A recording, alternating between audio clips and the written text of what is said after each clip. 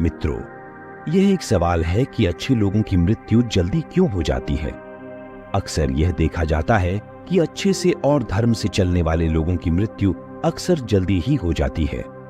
शास्त्रों में तो बताया गया है कि कलयुग में लोगों की उम्र 30 साल ही रह जाएगी और कलयुग का अंत होते होते आपने यह भी सुना होगा कि भगवान अच्छे लोगों को जल्दी बुला लेते हैं। इस वीडियो में इसी के बारे में चर्चा करेंगे। दोस्तों, शुरू करने से पहले अगर आप चैनल पर नए हो तो चैनल को सब्सक्राइब कर दो और वीडियो को लाइक करना न भूलें और अपना राय कमेंट सेक्शन में जरूर लिखें। दोस्तों, अच्छे लोगों का जल्दी मृत्यु होने का कई कारण है। कर्मों के कारण मृत्यु यह फैसला तो भगवान ही करते हैं कि किसकी उम्र कितनी है। आप यह कहावत भी जरूर सुनेंगे कि जितनी चाबी भरी राम उतनी ही तमाशा करते हैं। दोस्तों, इस कहावत से साफ हो जाता है कि किसकी मृत्यु कब होती है ये भगवान ही तय करते हैं।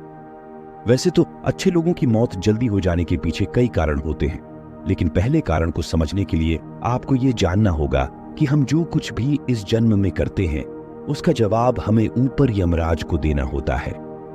यदि उसका पाप का पलड़ा भारी होता है तो उसे नर्क में तपस्या काटनी पड़ती है, और यदि पुण्य का पलड़ा भारी हो तो उसे स्वर्ग का सुख मिलता है, और यही चक्र कई युगों तक चलता रहता है जब तक उसे मोक्ष की प्राप्ति नहीं होगी।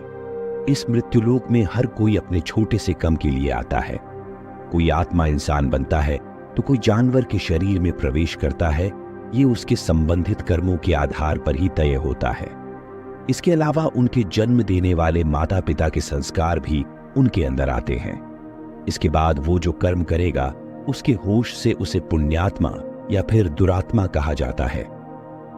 अब यही पुण्य आपकी मृत्यु की तारीख को भी बदल देते हैं। जिस तरह से एक जज जेल में रहने वाले कैदी के व्यवहार को देखकर उसकी सजा कम कर देता है, ठीक उसी तरह भगवान भी देखते हैं कि इंसान मौत में जाने के बाद अच्छा कर्म कर रहा है और उसे अपने किए की सजा मिली है। और जब उन्हें लगता है कि अब उसे मृत्यु लोक में नहीं रहना चाहिए, तब वह उसे बुला रहे हैं। अच्छे लोग अपने पाप का फल जल्दी ही काट लेते हैं। भगवान के विधान के अनुसार प्रत्येक व्यक्ति को केवल इतना ही दंड दिया जाना चाहिए जितना कि पाप किया जाता है। अब क्योंकि अच्छे लोगों के पाप कर्म बुरे लोगों के पाप कर्मों की तुलना में अधिक होते हैं, इसलिए अच्छे लोग अपने पापों का फल जल्दी ही कम लेते हैं।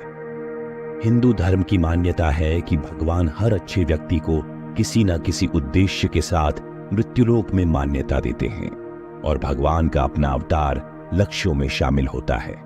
इसीलिए जब वो उद्देश्य जल्दी हो जाते हैं तब भगवान उन्हें वापस बुला लेते हैं। अच्छे लोगों की मौत उनके अच्छे कर्मों पर ही लगातार करती है। इसके अलावा आपको ये भी बताते हैं कि जो लोग ये कहते हैं कि मरने के बाद इंसान खाली हाथ जाता है, उन्हें जान लेना चाहिए कि 3 चीजें ऐसी हैं जो मरने के बाद भी उनके साथ जाती हैं। एक है विशिष्ट कर्म, दूसरा है स्मृति और तीसरा है जागृत। इसीलिए अब आप किसी से ये मत कहना कि आप खाली हाथ आए थे और खाली हाथ छोड़ देंगे। मानव जीवन का उद्देश्य इसकी वजह है मनुष्य में सत्य एवं असत्य का विवेकी हमारी बुद्धि का होना। लेकिन इस धरती पर हम दुनियादारी के चक्र में कुछ इस तरह फंस जाते हैं कि हमारी बौद्धिक सीमा में ही सिमट कर रह जाती है। हम सब कुछ अंतर्निहित सुखों को ही मानक सब कुछ मानते हैं। यही गलती हम कर जाते हैं, क्योंकि इसके बावजूद कोई भी व्यक्ति यह दावा नहीं करता कि वह पूरी तरह से सुखी है। सच्चाई यह है कि हमें सामान्य मानव जीवन के उद्देश्य का पर्दाफाश करने के लिए निरंतर प्रयास करते रहना चाहिए। यह सच है कि आपके और आपके परिवार के भरण पोषण की जिम्मेदारी हमारी है और हमें इसे हर हाल में निभाना चाहिए।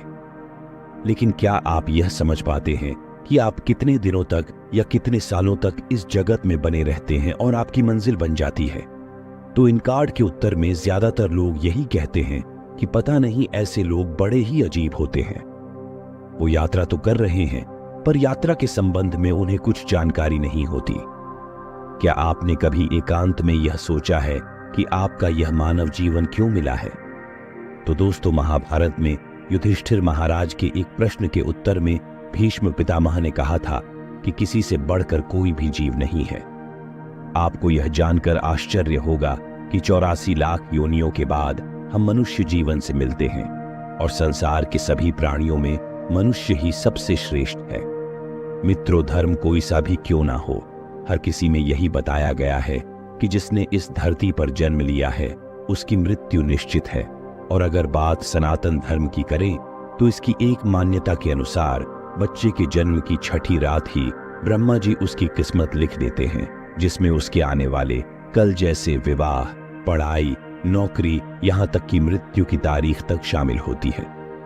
इसी तरह दोस्तों, भगवत गीता में भी भगवान श्री कृष्ण कहते हैं कि ये एक आध्यात्मिक और ईश्वरीय जीवन का पद है जिसे प्राप्त करके मनुष्य मोहित नहीं होता। यदि किसी जीवन के अंतिम समय में भी इस तरह की स्थिति में हो तो वह भगवत धाम में प्रवेश करता है। मनुष्य कृष्ण भावनामृत या दिव्य जीवन को एक क्षण में तुरंत प्राप्त कर सकता है और हो सकता है कि उसके लाखों जन्मों के बाद भी यह प्राप्त न हो।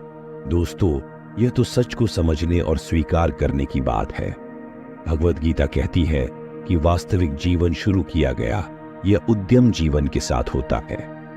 दोस्तों, इन बातों से यह तो स्पष्ट होता है कि हम सभी एक निश्चित समय के लिए पृथ्वी पर रहने वाले सभी लोग आते हैं और कुछ विशेष कर्मों को करने के लिए आते हैं। जब हमारे कर्म पूरे हो जाते हैं और इस जीवन के लक्ष्य प्राप्त हो जाते हैं तो प्रभु हमें परलोक में एक सहज स्थान प्रदान करते हैं। भगवान कृष्ण और अन्य कहते हैं कि वास्तविक जीवन तब शुरू होता है जब यह भौतिक जीवन समाप्त हो जाता है। मित्रों, जो लोग सदाचारी होते हैं और जीवन में अच्छे कर्म किए होते हैं वे वास्तव में विशेष होते हैं। जब उनकी मृत्यु का समय निश्चित हो जाता है तो दोस्तों, वे इस दुनिया को छोड़कर आगे की यात्रा जारी रखते हैं। अंत तक सुनने के लिए धन्यवाद।